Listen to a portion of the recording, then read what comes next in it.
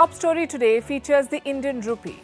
It's going global. More and more countries are signing up to trade in the rupee, which means it reduces our reliance on the dollar and gives wider acceptance to the Indian currency. We'll tell you all about it tonight. In Ukraine, the Russians are striking with a vengeance. Scores of missiles, air raid sirens. It is quite a strike. Meanwhile, Anthony Fauci is back in the headlines, the man who led America's pandemic response. There's also talk of the lab leak theory with new revelations. US lawmakers are holding public hearings. The testimony of expert witnesses is revealing. And a bombshell letter by a president talks about China's tactics to intimidate other governments. He talks about bribery, threats, and military spies trailing leaders on state visits. And finally, some food for thought too. Are you doing unpaid work? Can you get paid for that work? A woman in Spain will get close to 2 crore rupees from her ex-husband for 25 years of unpaid housework. There is hope. But first, the headlines. Today's biggest headline from West Asia: Saudi Arabia and Iran say they will resume diplomatic ties after a gap of 7 years. Erdogan has set a date for the presidential election. Turkey will go to the polls on the 14th of May, a month ahead of schedule. The Turkish president is seeking a third term in office. At least 8 people killed in a shooting at a church in Hamburg, Germany. The suspected gunman is among those dead. A Mexican drug cartel accused of kidnapping 4 Americans apologizes for murdering 2 of them.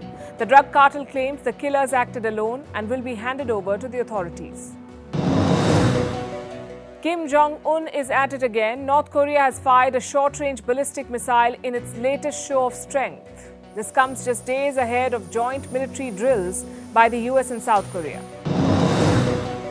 And relief for former Pakistani Prime Minister Imran Khan. The Balochistan High Court has suspended the PTI chief's arrest warrant for 2 weeks. A lower court had issued non-bailable arrest warrant against Khan over hate speech against state institutions and officers.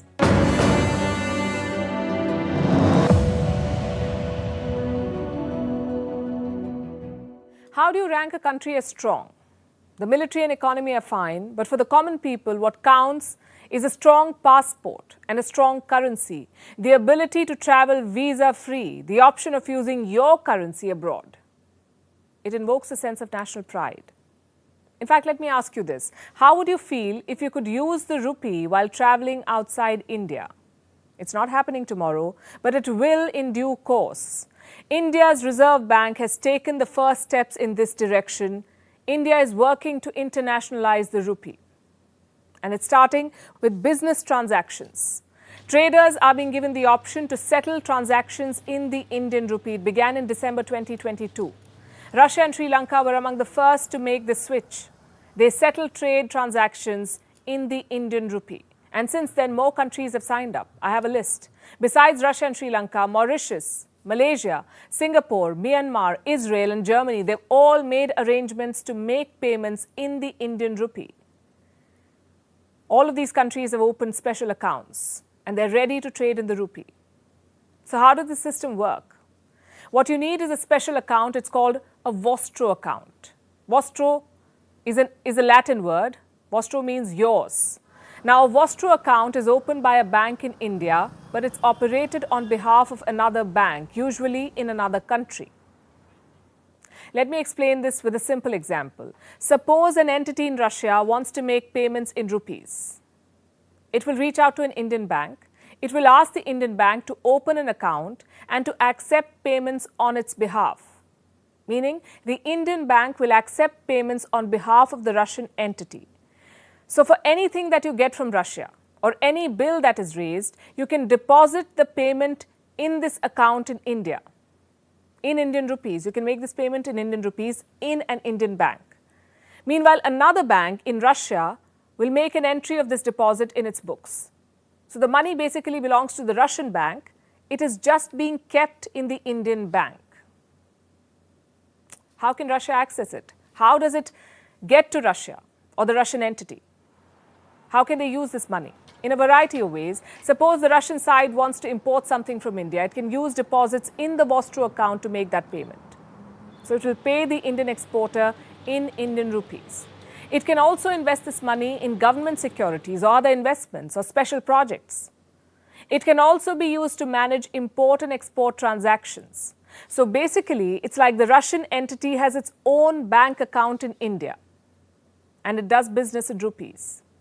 And do remember, we're discussing a hypothetical scenario here. Russia is just one example. Anyone who signs up to trade in the rupee and opens a Vostro account can do similar transactions. And they do sound complicated, I know, but they are the better option because you're not converting currencies to make payments. So here's the next question. How does this help India? Why do it at all? Again, I have a list. Benefit number one, it can help India manage its foreign reserves better. Instead of using the dollar, the rupee is being put to use. So there's no need to dip into reserves. Benefit number two, it helps India protect its economic interests. Take the example of Russian oil. India needs Russian oil to secure its energy interests. The West wanted to block it. It wants to curb Russian oil exports. How can the West do that? Because of its dominance in the international financial system. Most of the international trade is done in dollars. Payment gateways are controlled by the West, so they can influence trade. But India found a workaround. It bypassed these curbs by using the rupee. So the Russian oil bills were settled in the Indian rupee, and this arrangement also incentivizes foreign exports because Indian exporters continue to have access to markets like Russia. Now, benefit number three, the rupee is gaining wider acceptance. It is being used to settle international trade. So you see, there are many benefits. That is not to say that there aren't any risks. This arrangement exposes the rupee to more external shocks. Despite this, India must press on. If India wants the rupee to become a global currency, it must be internationalized. Consider the dollar of the United States or the euro that is used by 20 out of 27 member states of the European Union. They make up what's called the Eurozone. Even the yen of Japan to some extent. These are major economies and they all have internationalized currencies. If India wants to join this club, the rupee must go global. It should become the reserve currency for global trade. And now to the biggest mystery of our times. Where did the Wuhan virus come from? The broad answer is China, but where in China? Was it a wet market or a lab? Did it jump from animals to humans? Was it leaked by human error or worse, intentionally? We don't really know. The pandemic began 3 years ago. And there has been intense scrutiny by multiple agencies over the past many months. But we don't have clear answers. Now, American lawmakers have set out to change that. And the role of Dr. Anthony Fauci is once again making headlines. Last month, the US agency gave its verdict. The US Energy Department declared that the Wuhan virus came from a lab leak. Now, American lawmakers are holding public hearings on this. The Republicans are leading this effort. A subcommittee of lawmakers held public hearings. It has both Republicans and Democrats. And they're digging into details, trying to establish what happened in the early days of the pandemic. Experts have been asked to testify, and among them is Dr. Robert Redfield. He's a former director of the US Centers of Disease Control, the CDC. He's a former director. The CDC is the National Public Health Agency of the US. Dr. Redfield served as director during the Trump years, and he believes a lab leak, quote unquote, most likely started this pandemic. I still believe today that it indicates that COVID-19 more likely was the result of an accidental lab leak than a result of a natural spillover event. This conclusion is based primarily on the biology of the virus itself, including the rapid high infectivity for human-to-human transmission, which would then predict rapid evolution of new variants, as well as a number of other important factors, which also include the unusual actions in and around Wuhan in the fall of 2019. Dr. Redfield doesn't dismiss the theory of natural origin, but he leans towards the possibility of a lab leak. And this has been his position from the very beginning. But what's the basis of this assertion? Beyond the scientific possibilities, he also points to some events in the run-up to the pandemic. And this is about the Wuhan Institute of Virology, the very same Wuhan lab that is at the center of the lab leak theory. Consider what Dr. Redfield said, and I'm quoting, "In September 2019, three things happened in that lab.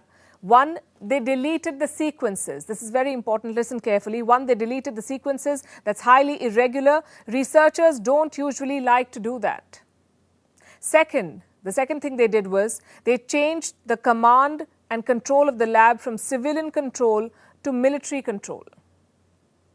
That's highly unusual. And the third thing they did, which I think is really telling, they let a contractor redo the ventilation system in that laboratory.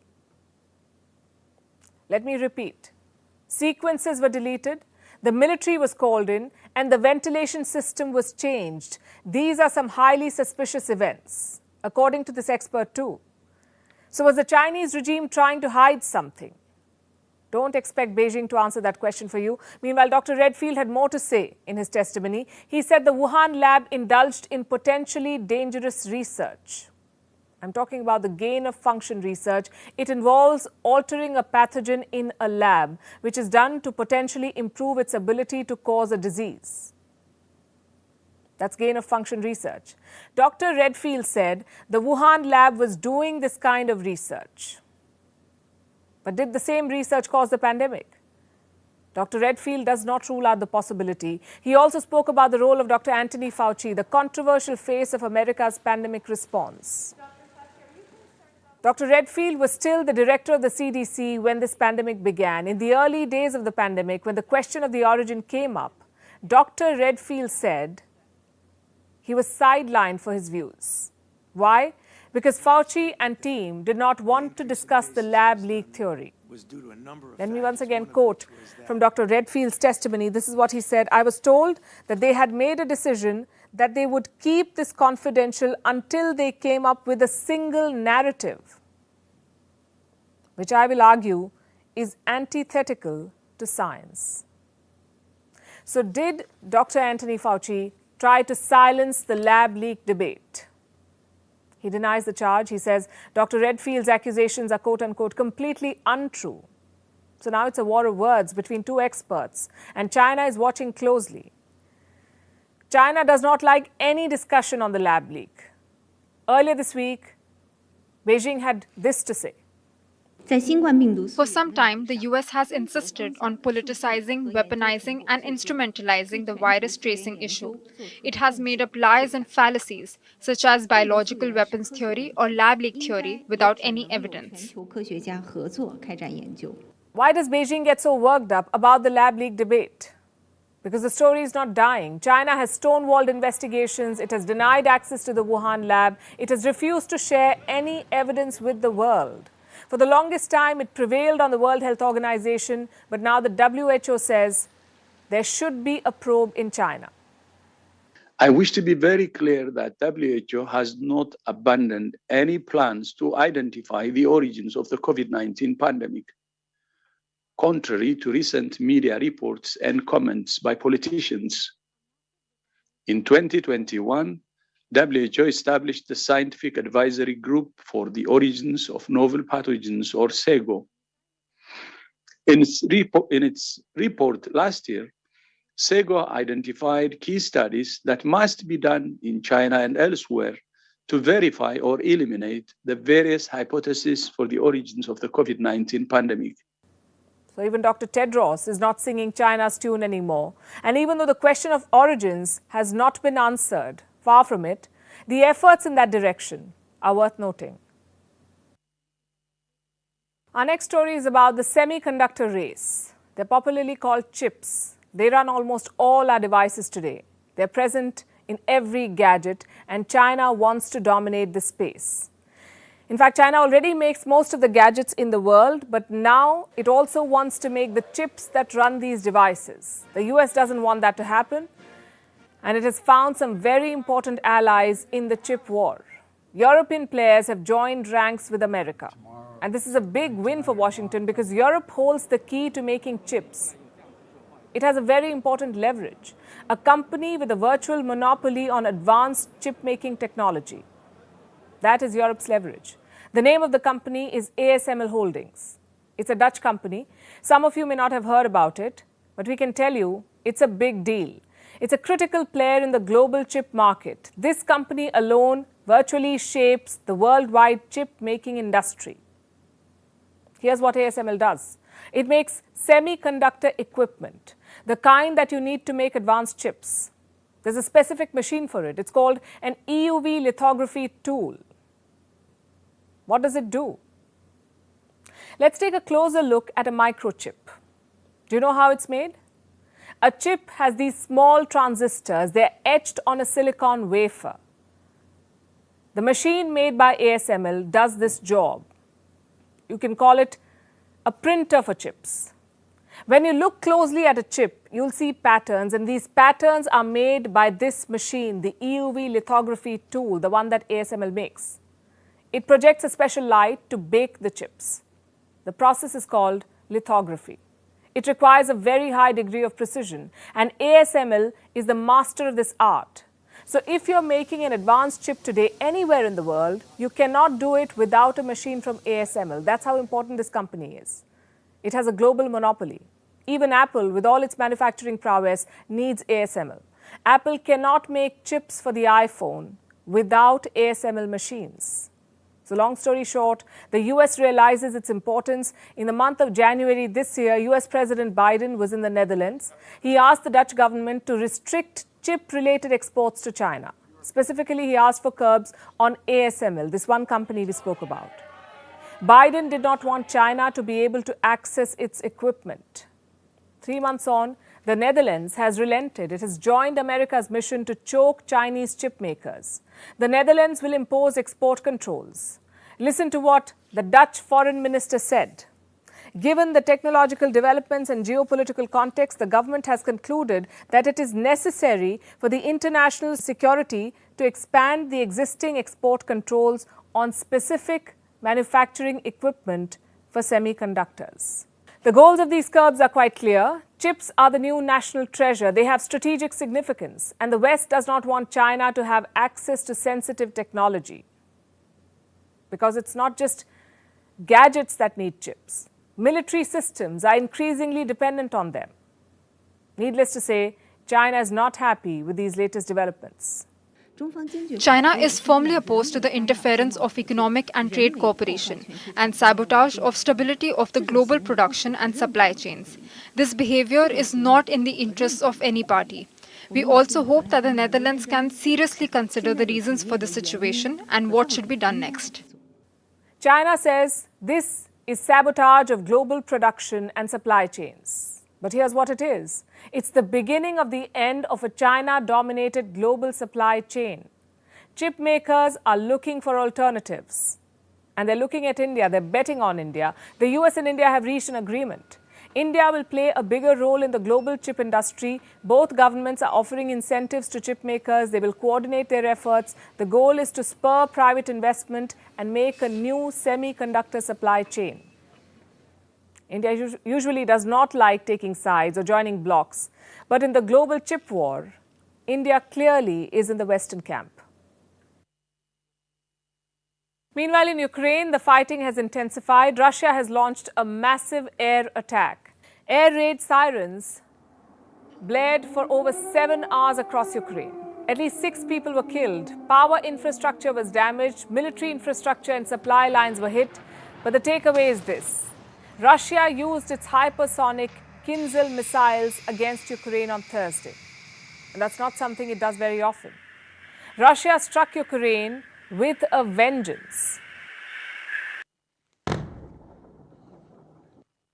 And there's a reason behind this. Last week, Russia's Bryansk region was in the news. Russia says that there was a terror attack in this region, and it blames Ukraine for this. It said a group of Ukrainian saboteurs entered the border region. It took civilians hostage, shot at a man in a car, and wounded a child.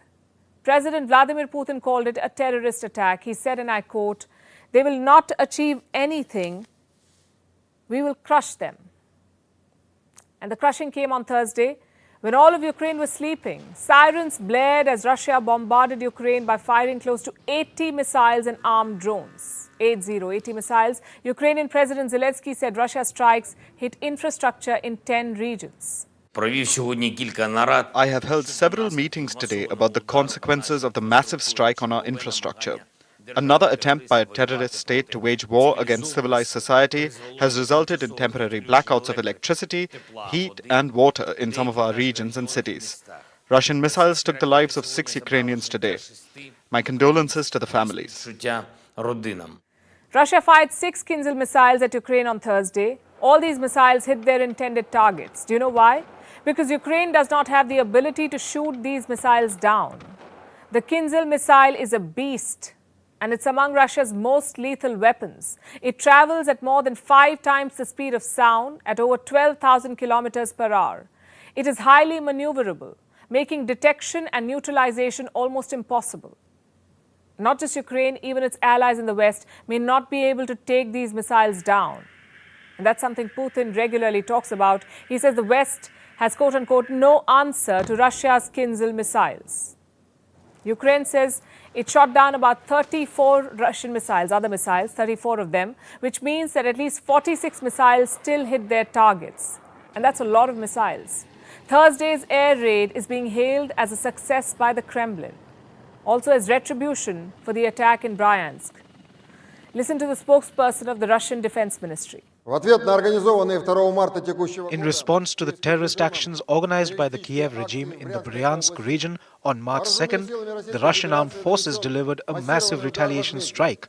High-precision, long-range air, sea and land-based weapons, including the Kinzhal hypersonic missile system, hit key elements of Ukraine's military infrastructure, military-industrial complex enterprises, as well as energy facilities that supply them. The target has been reached. All assigned objects were hit. For the people of Ukraine, this is a nightmare on loop.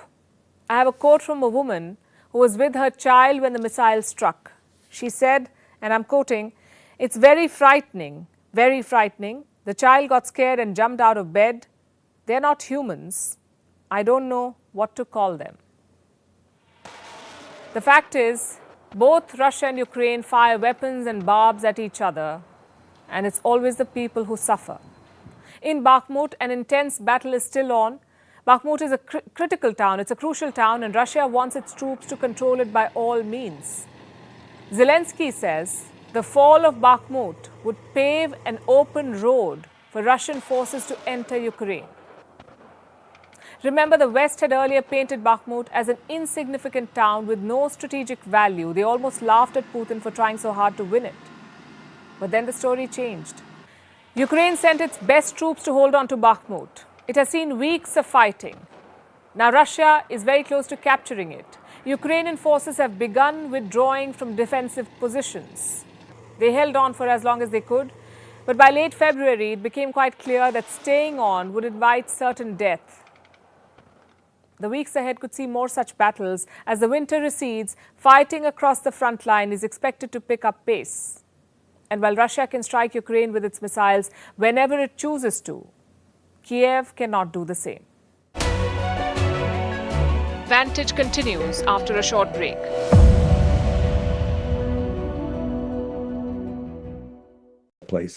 It's way out of the way, but they train the best divers.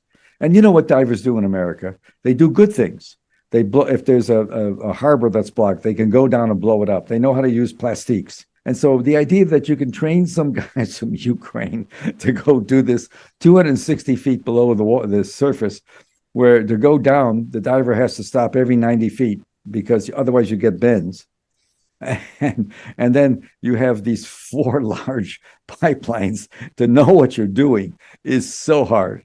And so whoever thought up that story in the White House or wherever it is, my problem with the people that are in the national security business, Blinken, Tony Blinken, Secretary of State, the guy that wouldn't go to China, meet his counterpart because of a balloon, they're so hostile.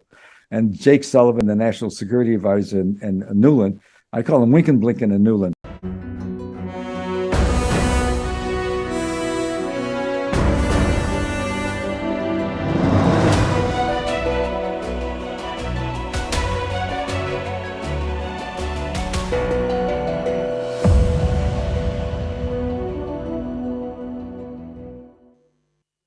now head to Saudi Arabia, the de facto leader of the Muslim world, now at the receiving end of their anger.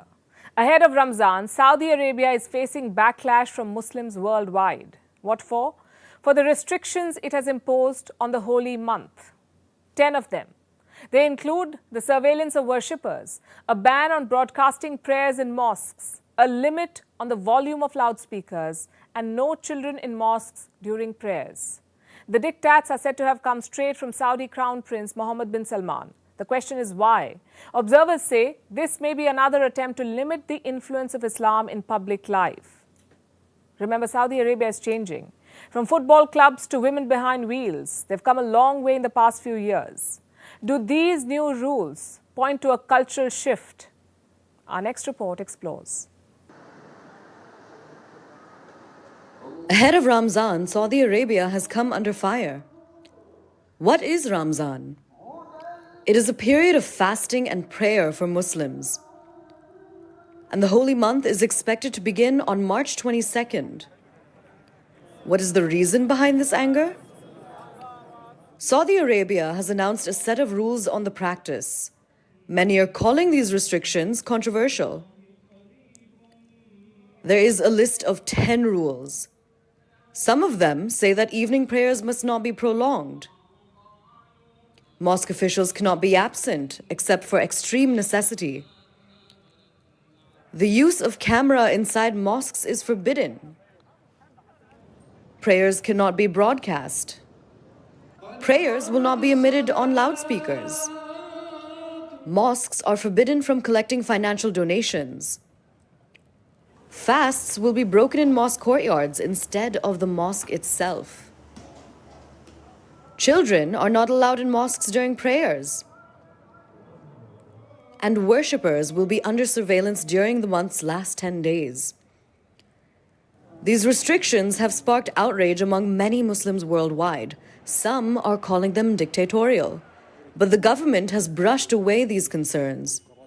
During an interview with a Saudi news channel, a government spokesperson, Abdullah al-Nazi, said this framework will preserve sanctity. It will also help keep mosques clean. Referring to the ban on the broadcast, he said it will reduce exploitation of recorded film. The diktats are said to have come straight from Saudi Crown Prince Mohammed bin Salman. It's being seen as an attempt to further limit the influence of Islam in public life. Saudi Arabia's de facto ruler has been on a sweeping liberalization drive. He is pushing a new era of openness. It is surely helping the Saudi economy. It is on track to be the fastest growing G20 economy. But observers say it comes with a de-emphasis on religion. They continue to promote cultural activities, simply because these activities appeal to an international audience. Like the increased promotion of musical concerts or invitations to popular Western artists. What if the critics aren't wrong? These are head-spinning times in Saudi Arabia. Conservative social and religious codes micromanage daily life. But then there are everyday examples of a cultural shift. Women driving, businesses no longer segregating customers, movie theaters opening up, and pop stars rapping on concert stages. The Crown Prince also defanged Saudi Arabia's religious police. They once elicited widespread fear. There were cases of the said police chasing men and women out of malls, forcing them to pray, and berating anyone mingling with the opposite sex. But critics say these shifts are purely transactional. Now that Saudi's social reforms are expanding, the kingdom has invested in tourism and sporting, like hosting the Formula One Grand Prix race and owning football clubs. What do they aim for with such staggering investments? They wish to buy international approval, all while cracking down vigorously on dissent. Over the past few years, the kingdom has arrested dozens of women activists, clerics, journalists, as well as royal family members. There has been an 82% jump in executions since King Salman and his son, the Crown Prince, came to power in 2015. The world has not been ignorant about the human rights abuses in Saudi Arabia. So the kingdom may be opening up, but opening up an economy cannot justify closed minds. Now, what have you heard about India and Australia? Both countries play cricket together. Their cricket teams give each other a difficult time on the field. That arguably is the most talked about aspect of the relationship. But there's so much more to it. It's a partnership with a lot of untapped potential. Australia's Prime Minister is on a mission to change that. Prime Minister Anthony Albanese is on a 4-day visit to India. Yesterday, he was in Gujarat at the Narendra Modi Stadium with Narendra Modi himself. The two leaders watched the Test cricket match between India and Australia. Today, Prime Minister Albanese received a ceremonial reception at the Rashtrapati Bhavan.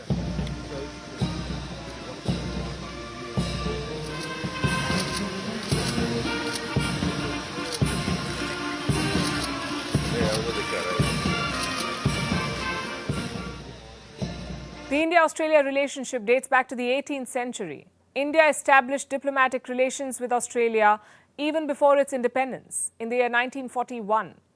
They've had trade ties, people-to-people and cultural relations. Now the focus is on strengthening military ties. Listen to what both leaders said today. सुरक्षा सहयोग हमारी comprehensive strategic partnership का एक महत्वपूर्ण स्तंभ है। आज हमारे बीच इंडो पैसिफिक क्षेत्र में मैरीटाइम सिक्योरिटी और आपसी रक्षा और सुरक्षा सहयोग बढ़ाने पर विस्तार से चर्चा हुई। Prime Minister Modi and I discussed the increasingly uncertain global security environment and committed to strengthening the Australia-India defence and security partnership to address shared challenges and work towards an open, stable and prosperous Indo-Pacific. Last year, their militaries held war games together. This year, Australia will host the Malabar exercise in the month of August. It's a joint naval drill, usually between India, Japan and the US. Now, with Australia hosting it, all Quad members will take part this year.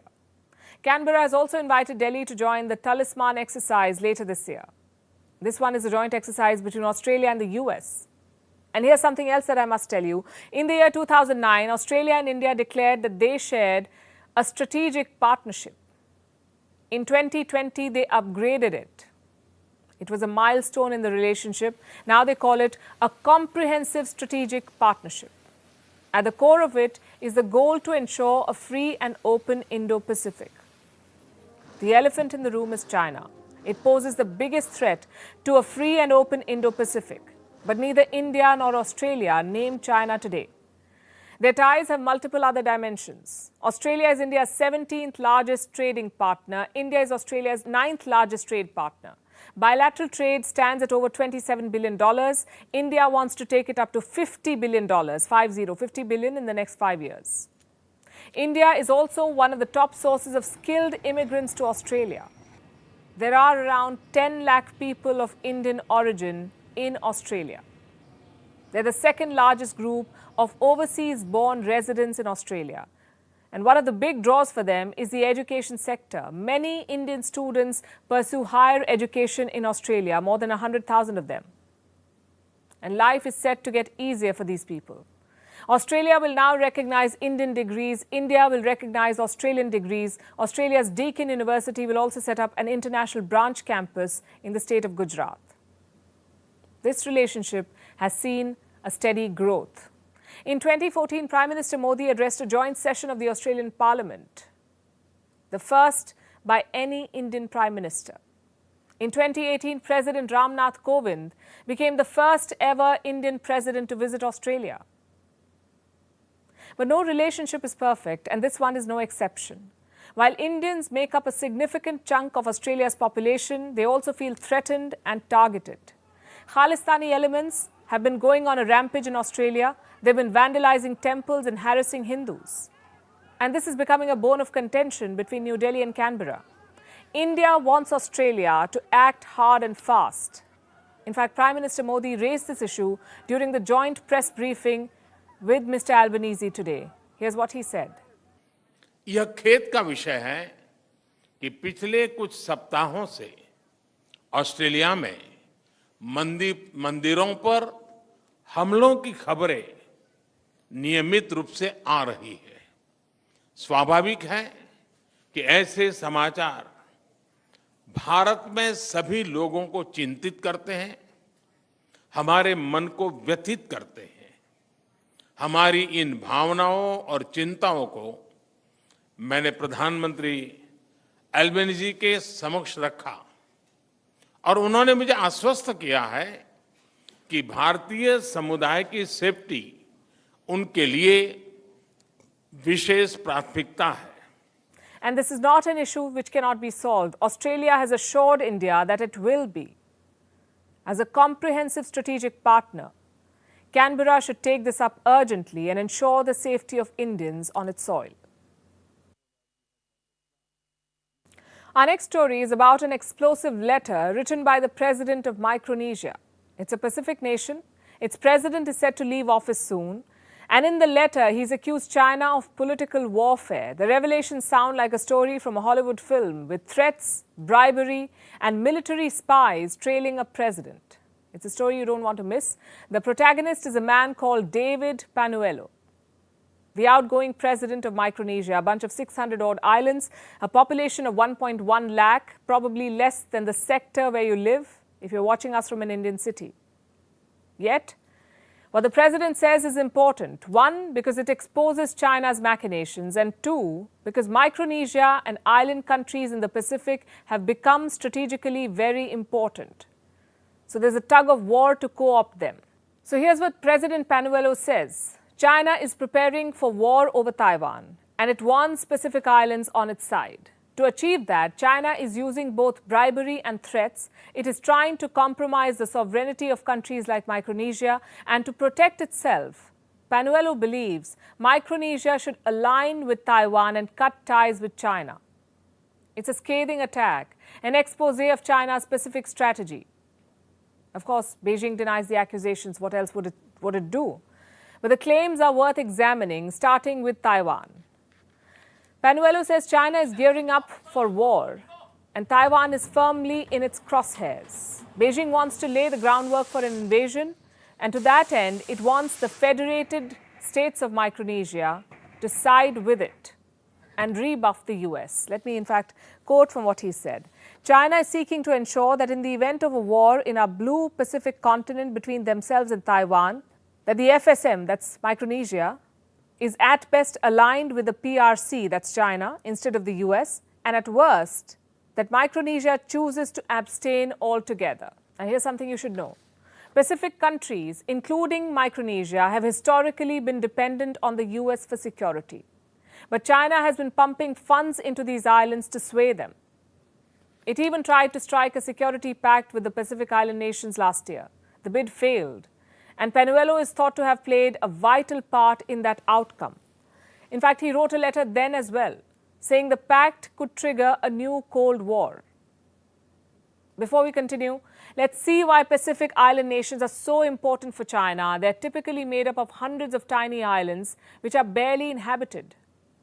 Micronesia, like I said, is a group of 600 islands. They dot the Pacific, providing strategic base locations between China and Western powers.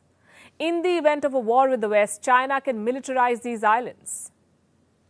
They can be used as ambush points to delay any armed response from the US or Australia. That's why they're important. And that is why China wants access/control of these nations. And how is it trying to influence them? According to Panuelo, bribes are the standard tactic. And let me quote again. One of the reasons that China's political warfare is successful in so many arenas is that we are bribed to be complicit and bribed to be silent.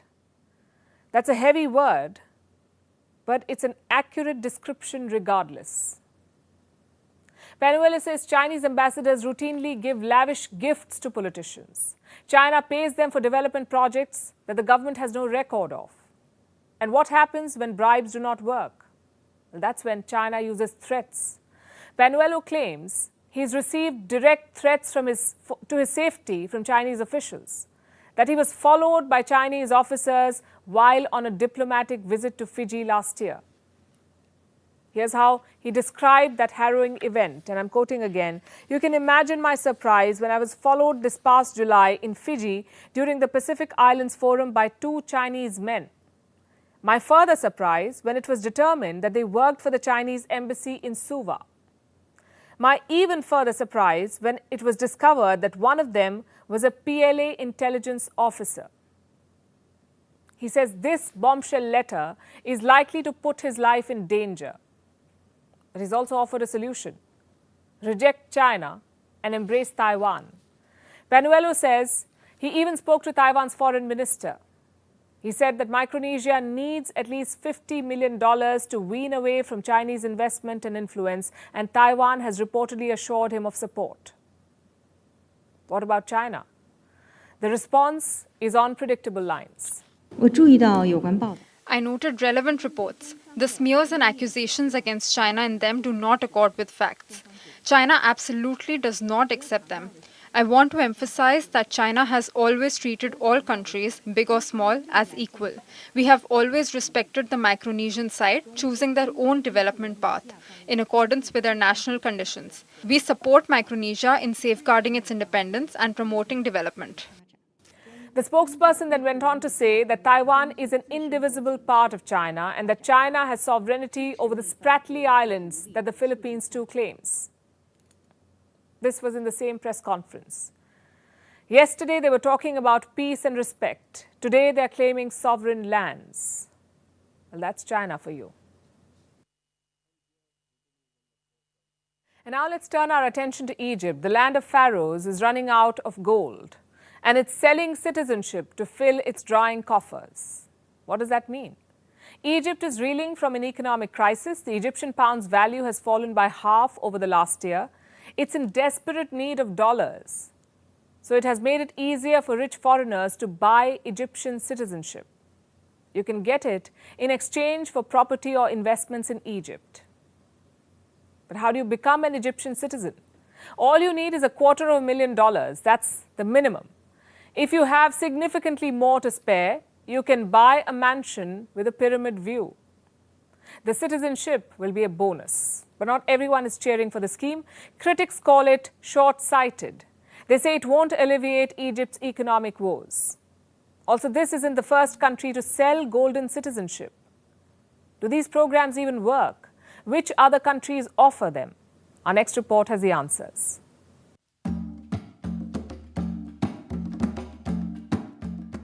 If you ever wanted to become a citizen of Egypt, now's your chance. So what do you have to do to get a new shiny green passport? Be ready to invest a certain amount of dollars into the economy. This is part of Egypt's golden citizenship scheme, which has been around for years. But now it's cheaper than ever. There are 4 ways to buy yourself an Egyptian citizenship. Number 1, buying real estate. If you invest $300,000 in property, you can become a citizen. The caveat here is that the property needs to be bought from the state or a public company. Number 2, a $350,000 investment in projects will get you a citizenship as well. Number 3, deposit $500,000 in a local bank and citizenship will be yours. You'll get your money back after 3 years, but without any interest, and the repayment will be in Egyptian pounds. And finally, a non-refundable payment of $250,000 into Egypt's public treasury. This will also ensure you become a citizen of the Arab world's most populous nation. So does this sound like an exciting sales pitch? Well, Egypt is hoping it does. But why? Because the country's economy is crumbling. A combination of economic mismanagement and external factors have left it reeling. Inflation hit 26.5% this January. Food prices rose by about 48% during that month, an all-time record. Prices went up recently, especially since the Ukrainian war. There is a shortage in grains. Many wholesalers who used to deliver the goods to us started closing, and the increase in prices affected us. So we now buy ½ kilo instead of 1. Egypt, like many other nations, is also battling a cost of living crisis brought on by the Ukraine war. The Egyptian pound's value depreciated and the cost of food and fuel imports surged. The government's attempts to control imports led to sky-high prices. It's the same old story. Before the war, Ukraine and Russia also contributed significantly to tourism in Egypt. That's stopped now too. And so has the influx of valuable foreign currency. Egypt needs your dollars desperately. The Egyptian pound is falling. It's worth half as much as it was a year ago. Egypt's forex reserves are down by about 20%, so it decided to push its Citizenship for USD scheme. And Egypt is not the only country to do so. There are about 13 countries that offer golden citizenships around the world.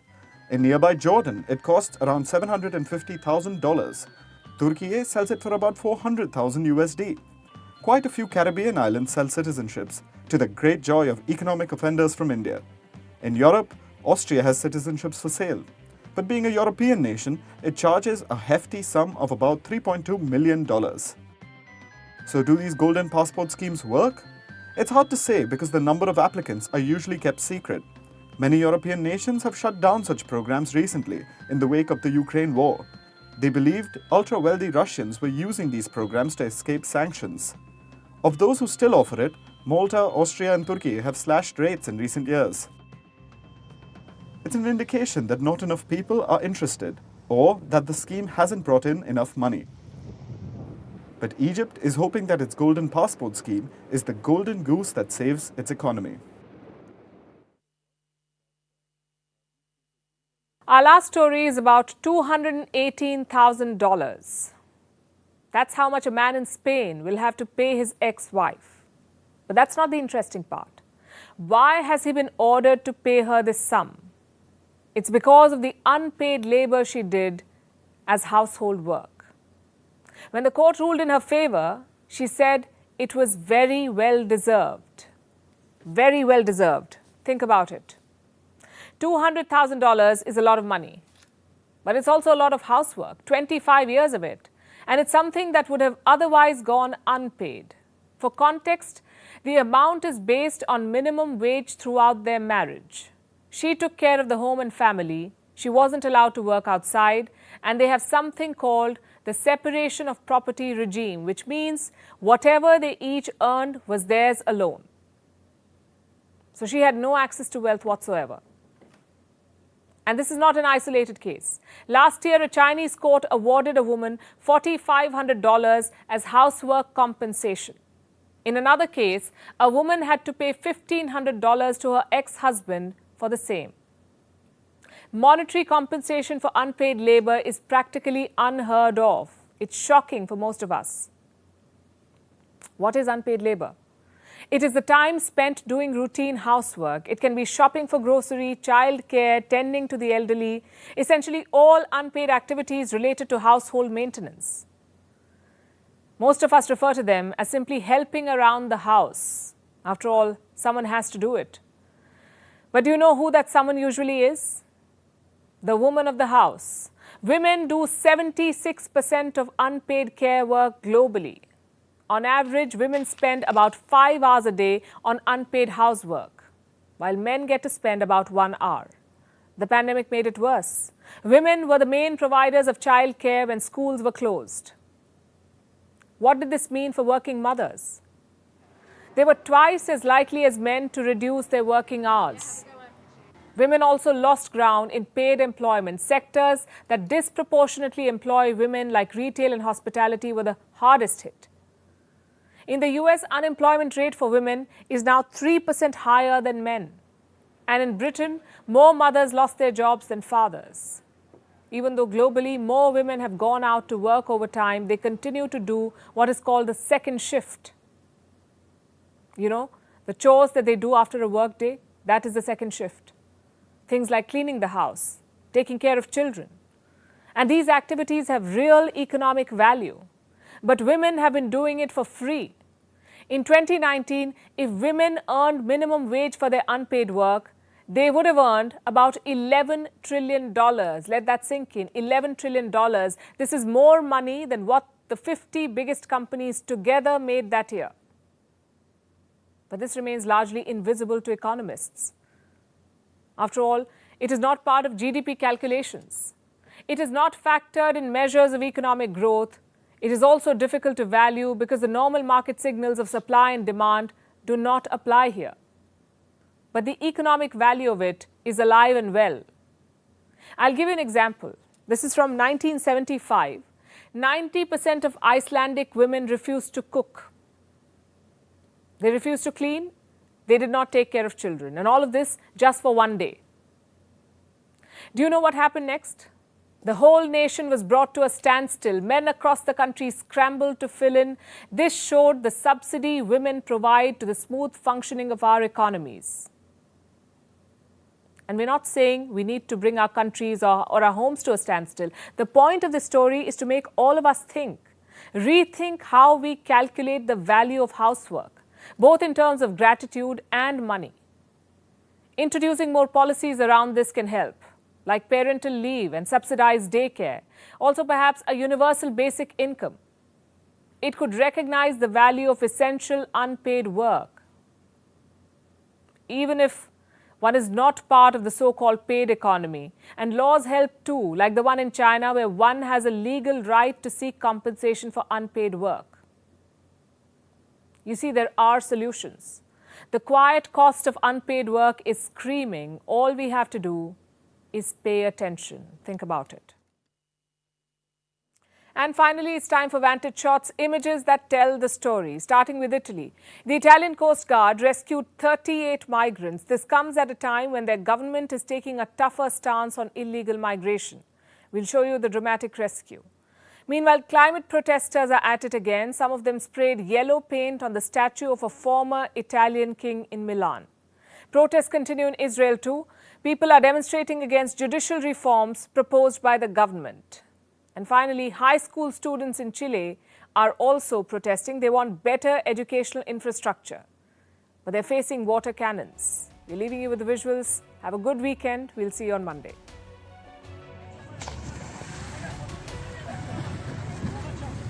Recupera, recupera, recupera. Vai, forza, forza. Velocemente, fallo salire subito, velocemente. Forza, forza, forza, recupera, bravissimo. La parte sinistra in acqua, facciamo attenzione. Piano piano. I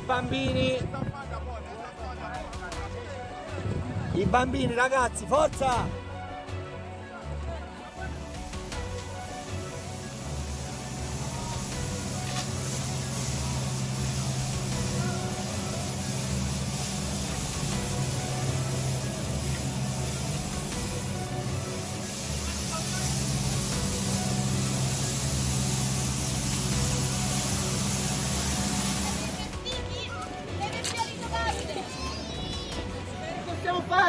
La faremo! Lo Stato continua a investire, nel 2021 più di 40 miliardi! I governi non stanno attenti!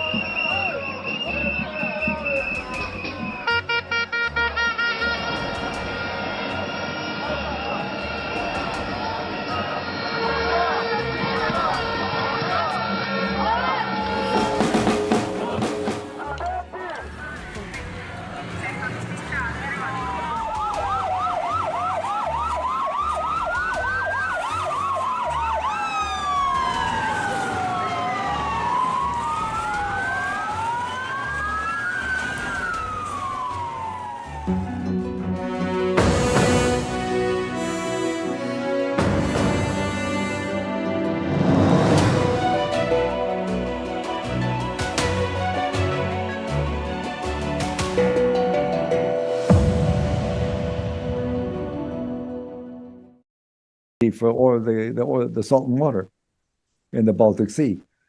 Anyway, so they did the job, but once the war began, the people in the community didn't think he would do it. There was no reason anymore to do it. In September, he gets a briefing. And the best I can tell, why September the 26th? I don't have a good picture, but I know for the first time, the intelligence was saying it's going to be a long war. He decided then to do it. And he had set it up so he could just say yes, and a day later it would blow up. There's a way of setting mines. They work by sonars, low frequency. You can blow them up. You can do it. It's a tough thing to do. And so why? At that point, what he was deciding is, this is going to be a long war. It's going to cost a lot of money. I'm going to go all the way. He's now moving a lot of American troops and equipment into Poland. I don't know if he's going to commit NATO to it. I don't know if NATO wants to go. But he basically gave Chancellor Scholz, took away the option of Scholz to say, I'm going to stop giving them arms. Winter's coming. I want that pipeline. I want to keep my people warm and wealthy. So he blew it up. Now, Mr. Hirsch, just yesterday we had the New York Times put out a story, and then a follow-up was done by the Washington Post. Both of those stories seem to suggest that the Nord Stream pipelines were actually blown up by a bunch of Ukrainian nationalists. They had no connections to either America or to the White House, the Biden administration, or even, for that matter, to the Zelensky regime in Ukraine. So in a sense, the story by the New York Times and the follow-up by the Washington Post, it kind of contradicts your story, which said that it was American state actors who carried out this attack. Those two reports suggesting it was Ukrainian nationalists, perhaps a bunch of amateurs, who carried out this attack. How do you respond to this seeming contradiction? Because both of it cannot be true. Well, you could imagine. It certainly contradicts my story. I'm amused that it was unnamed sources, because that was the basis for not attacking. Like you began your story with unnamed.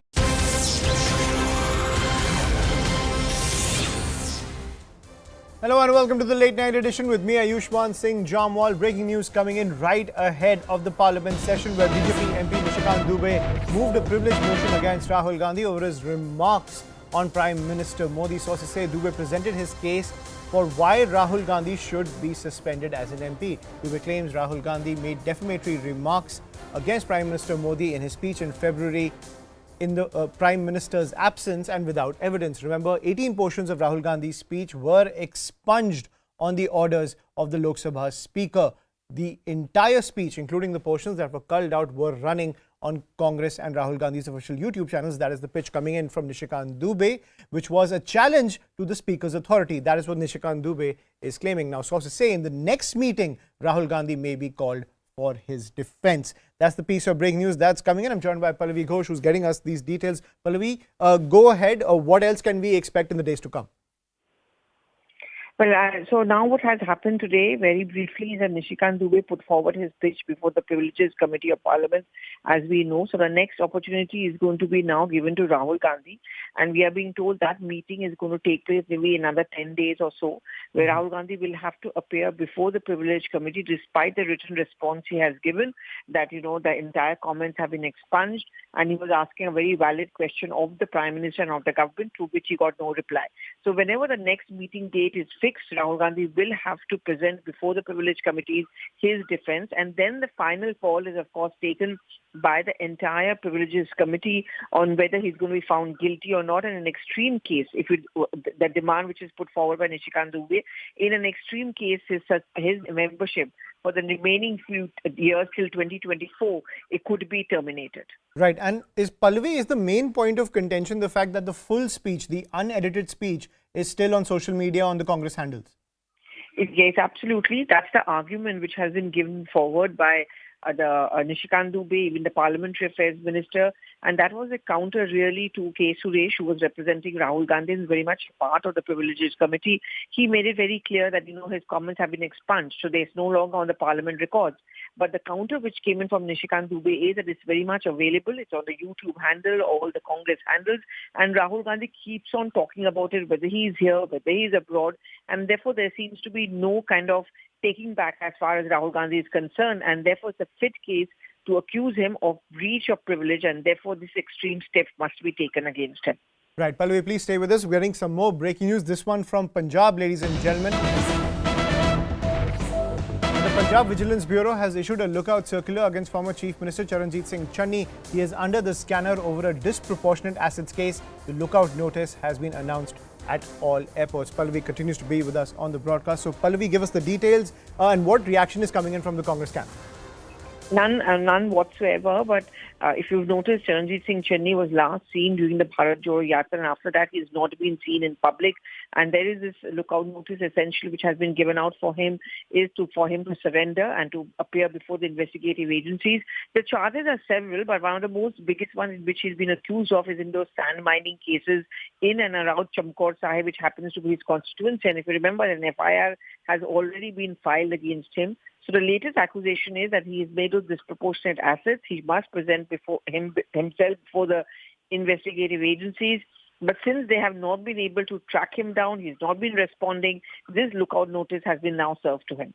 Right. Thank you, Pallavi, for getting us that piece of breaking news. So big trouble for Charanjit Singh Channi, the man who once helmed the Punjab government as Chief Minister, one of the bastions of the Congress party, which then was taken over by the Aam Aadmi Party. So big trouble for Charanjit Singh Channi, a former Chief Minister of Punjab, under the scanner in a disproportionate assets case. And now a lookout notice has been announced at all airports because the pitch is for him to surrender, but he has not turned himself into the authorities yet for questioning. So that political tussle will continue over this matter. We'll continue to track all the developments which are coming in. But there is a big political face-off in the state of Rajasthan, ladies and gentlemen, right ahead of the state elections. The widows of the Pulwama martyrs have been demanding government jobs for extended family members. They have been protesting for over a week, accusing the state police of harassment and the Gehlot government of inaction.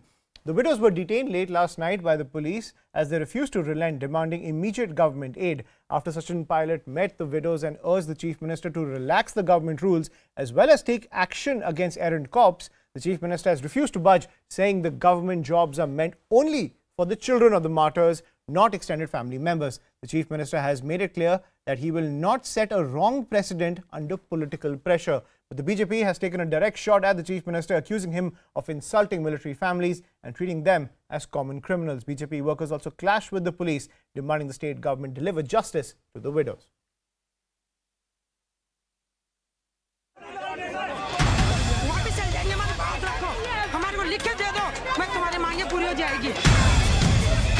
An 11-day-long protest by 3 widows of CRPF Jawans martyred in the 2019 Pulwama terror attack has turned into the latest political flashpoint in Rajasthan. Early in the morning, the 3 widows and their supporters were removed from their protest site outside Congress leader Sachin Pilot's home in Jaipur and shifted to hospitals. 3:30 बजे police आई और हमारे को हम तो सो रहे थे अब उठा के ले गई हमारे को पता नहीं घर पे आके छोड़ दिए. BJP leader Kirori Lal Meena, who was part of the protest, was detained when he and his supporters clashed with police. Kirori Lal Meena के साथ में जिस तरीके से ये आरोप लगा रहे हैं कि उनको पुलिस ने नंगा करने की कोशिश की, सवाई मानसिंह अस्पताल की मॉर्चरी के अंदर ये देख सकते हैं कि यहाँ पर इस वक्त किरोड़ी लाल मीणा भर्ती है, यहाँ से ये खाली करा दिया गया है. अब पूरा इलाका किरोड़ी लाल मीणा के जो समर्थक हैं वो अस्पताल से बाहर है. Rajasthan Chief Minister Ashok Gehlot accused Meena of using the widows for political gains. He in turn accused the police of trying to kill him. वीरांगना को घर जाना चाहता था बालाजी से प्रार्थना करके. ये कि क्रूर मुख्यमंत्री को समझाओ बालाजी महाराज. बैरिकेड लगा दी, भारी पुलिस बल है, धक्का मुक्की हुई, आपके सामने हुई. The widows have been protesting since the 28th of February. Some are demanding jobs for relatives, others want statues of the martyrs installed. But Gehlot has questioned whether it's appropriate to snatch away the jobs of children of the martyrs and give them to relatives instead. आखिर ऐसा क्या मांग रही हैं वीरांगनाएं? और ऐसी क्या बात है कि राजस्थान सरकार के मुख्यमंत्री उनसे मिलने से मना कर रहे हैं? ये कांग्रेस पार्टी झूठी पार्टी है और झूठे वादे करती है. The widows have already been subjected to manhandling by the police, an issue which turned into a fresh tug of war between Gehlot and his former deputy Pilot. Pilot had met the protesting widows and demanded that the Rajasthan government fulfill their demands. But the question is, who is politicizing the martyrs? Mr. Rathod, you did a press conference in which you raised concerns regarding the Pulwama martyrs family in the context of your home state. The latest issue is, of course, of Pulwama martyr's wife, in fact, widow being manhandled and assaulted by the Rajasthan police because they were demanding their rights. What they were demanding was something that was promised to them. does it actually put the focus on how the Congress response to the matter and armed forces in general has been? What do you really want from the Ashok Gehlot government? See, you have to see the issue in its entirety. There are certain rules, regulations for those killed in action, for as you usually call martyrs. There's central government that gives them benefit. There's the armed forces, then there's the state government that gives them benefits. Now, the other issue is, especially when Pulwama happened, emotions were very high. The video, if you would please show to the people, is of the time when the last rites were happening of one of the martyrs. And that's where the chief minister, then chief minister, the present chief minister, had sent his emissaries, his ministers, to speak to the family. Now, those ministers who were there with the authority of the chief minister promised certain things to the family. Now, either they were plainly lying and giving fake promises, or they didn't even know what they were talking about. So the chief minister is responsible for things that were promised to the family then. Now for the chief minister to say, look, here are the rules and regulations, is incorrect, because something was promised to the families at that point of time. Mind you, at that point of time, the elections were round the corner, and therefore it becomes very, very convenient for Congress to give fake promises, false promises, exactly what they did with the unemployed youth, to say that hum aapko berojgari bhatta denge, exactly what they did for the Kisan, saying that in 10 days your loans will be waived off. I mean, everything is a farce for Congress. And now, so these two things, and now just the plain attitude of how do you treat a martyr's family? How do you treat a family of the person killed in action? Are you going to mistreat them on the roads? Are you going to drag them on the roads? Are you going to beat them with sticks? Are you going to use your police force for them? If you have the might, why don't you use your police force on those who are breaking law and order? There's enough number of cases in Rajasthan where people are taking the law in their own hands. Why is the police not acting there? You want to use your police might on these people? And tell me, why can't the chief minister just plain simply meet these families? Is he so scared of these families of the martyrs? Because perhaps he's scared because he's promised them something that he cannot deliver, and he's promised them on the pretext of the elections. Now Chief Minister goes to Delhi regularly for that National Herald case, is a 5,000 crore scam. He goes there, but he doesn't have the time to meet the families. And more breaking news coming in. Congress leader Sachin Pilot has once again attacked the Gehlot government. He says the widows should be treated with respect, adding that their demands can be easily fulfilled. Pilot says there should be no room for ego in this matter. Listen in. किसी को आपत्ति नहीं होनी चाहिए, लेकिन आज मैं मानता हूं कि अगर कोई छोटी मोटी मांगे हैं, किसी की सड़क का है, चारदीवारी का है, मूर्ति का है, उस काम को हम पूरा कर सकते हैं, क्योंकि देश में ऐसा मैसेज नहीं जाना चाहिए कि वीरांगनाओं की बात हम सुनने को भी तैयार नहीं है। बात सुनना, मानना ना मानना तो बात की बात है, लेकिन बात को सुनने में किसी को अपनी कोई ईगो सामने नहीं लानी चाहिए, किसी को भी। कोई